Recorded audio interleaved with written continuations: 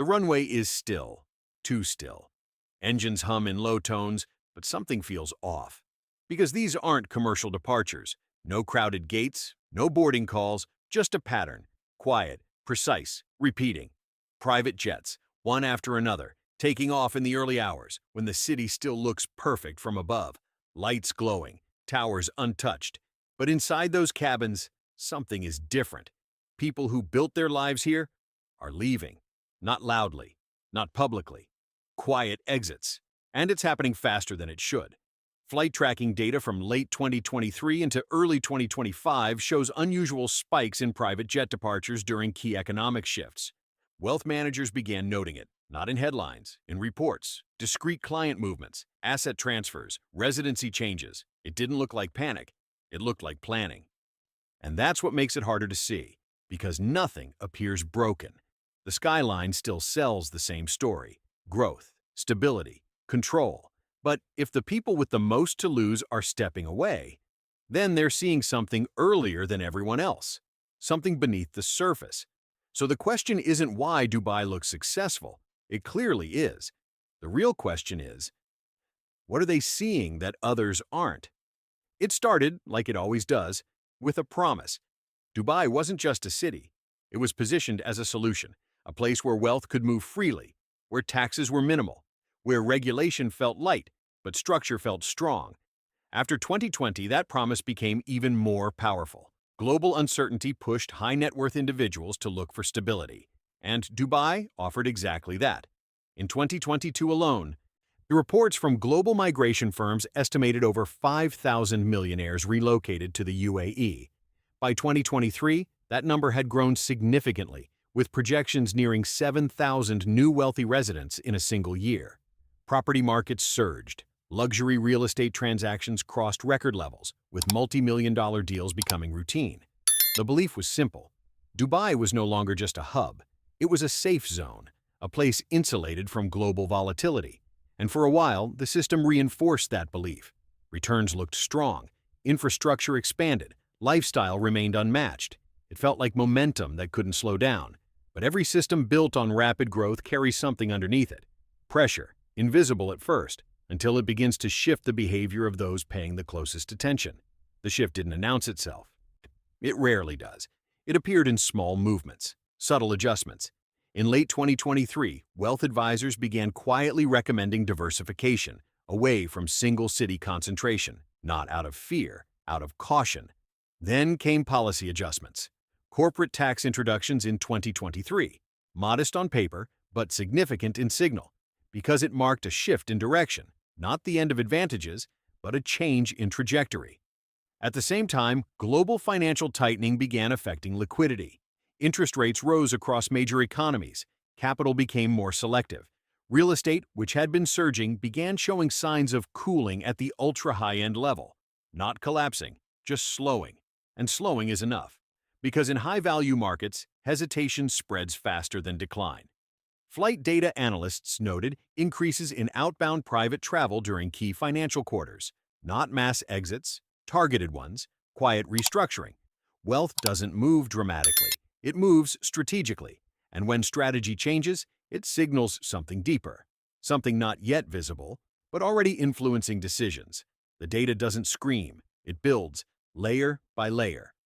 According to international wealth reports, Dubai remained one of the top destinations for millionaire inflows through 2022 and early 2023.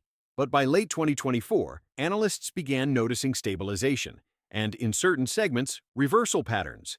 High-end property transactions above $10 million showed fluctuations rather than steady growth. Rental yields, while still attractive, began facing pressure from oversupply concerns in specific luxury zones. Meanwhile, cost of living indexes climbed sharply. Between 2022 and 2024, prime residential rents in certain districts increased by over 30% to 40%. Operational costs for businesses rose alongside energy demands. And then there's the climate factor. Summer temperatures consistently exceeding 45 degrees Celsius are not new, but frequency and duration have increased. Cooling costs are rising. Infrastructure demand is intensifying. None of these numbers alone suggest collapse, but together, they shift the equation. Because when returns compress and costs expand at the same time, the margin, the real margin, starts to disappear.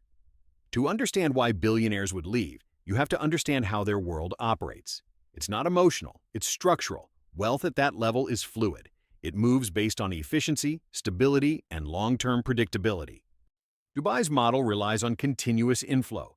Capital, people, resources. Real estate drives visibility. Tourism drives liquidity. Financial services drive integration.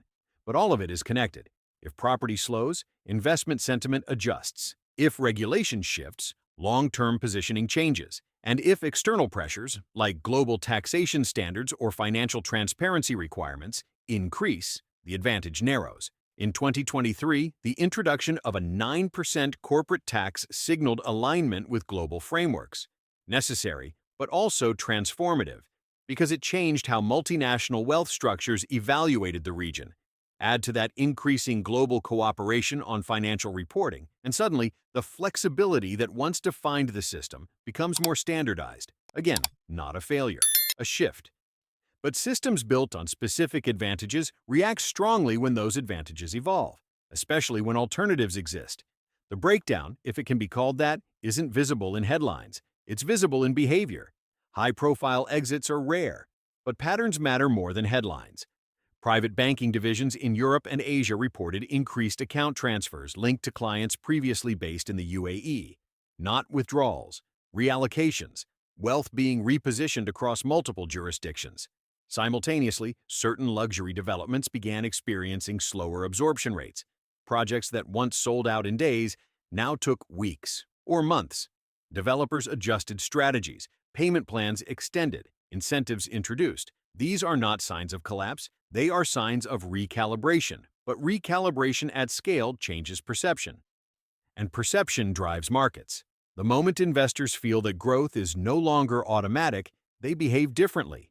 They wait, they analyze, and in high-speed economies, waiting is enough to slow the entire system, because momentum is everything. And once momentum softens, even slightly, it becomes difficult to rebuild at the same pace. The human impact exists beneath all of this, because when capital moves, people feel it. Service industries adjust first. Real estate agents notice fewer high-value inquiries. Luxury retailers track shifts in spending patterns. Construction sectors respond to changing demand cycles. For mid-level professionals, rising living costs begin to matter more than opportunity. Rent increases, school fees rise, daily expenses adjust, and while the city still offers growth, the balance begins to feel different. For workers at the base of the system, the impact is sharper. Employment stability ties directly to development cycles. When projects slow, so does income security. Families begin making decisions, quiet ones, just like the billionaires, stay or explore alternatives.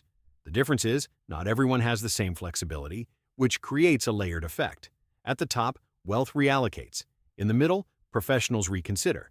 At the base, workers absorb the pressure. The system continues to function, but the experience within it begins to change. There are deeper layers driving this movement.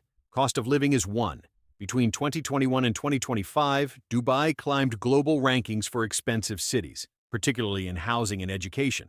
Then there's climate pressure. Not just heat, but sustainability. Cooling systems, desalination plants, the energy consumption. These aren't background processes. They are the foundation of daily life, and their cost is rising. Environmental feedback loops, like increasing humidity due to coastal changes, make conditions harder to manage over time. Then there's global alignment. Financial systems are becoming more transparent, more regulated. The advantages of specific jurisdictions are narrowing.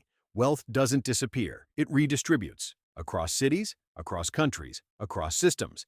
And when multiple factors align, cost, climate, regulation, the decision to move becomes less about preference and more about strategy. Not urgent, but inevitable. And inevitability is what makes patterns like this difficult to reverse. Zoom out, and the pattern becomes clearer. Dubai is not alone. Cities like Singapore, London, and New York, all experiencing shifts in wealth movement. Different reasons, same behavior. High net worth individuals diversifying locations, reducing concentration risk, adapting to a world where no single city offers everything indefinitely. In 2024, global wealth migration reports highlighted increasing multi-city residency strategies among billionaires. The concept of a primary base is evolving. Flexibility is replacing permanence, and that changes how cities compete. It's no longer about attracting wealth, it's about retaining it, consistently, under changing conditions. Dubai rose by offering something unique, but as global systems evolve, uniqueness becomes harder to maintain. And when that happens, even the strongest growth stories begin to face questions, not about success, but about sustainability. The realization is not dramatic. It's subtle. Dubai is not collapsing, it's adjusting. But adjustments at this level reveal something deeper, that even the most controlled environments are still connected to global forces, that no system is fully insulated, and that wealth, especially at the highest level, moves before problems become visible, not because it predicts collapse, but because it avoids uncertainty. And uncertainty is increasing, not just in Dubai, everywhere. Which means this isn't just a story about one city. It's a story about how modern economies function under pressure, how they adapt, and how quickly perception can shift when the underlying mechanics begin to change. So now the question becomes personal, not about billionaires, but about systems. If the people with the most information, the most access, and the most flexibility are quietly repositioning themselves, what does that say about what's coming next? And more importantly, how early is too early to notice? Because by the time it becomes obvious, the movement is already over. If this made you pause, even slightly, then there's more beneath the surface worth paying attention to. Share your thoughts below. And if you want to follow stories like this as they unfold, quietly, gradually, then stay connected. Because not every shift announces itself. Some of the biggest ones can happen in silence,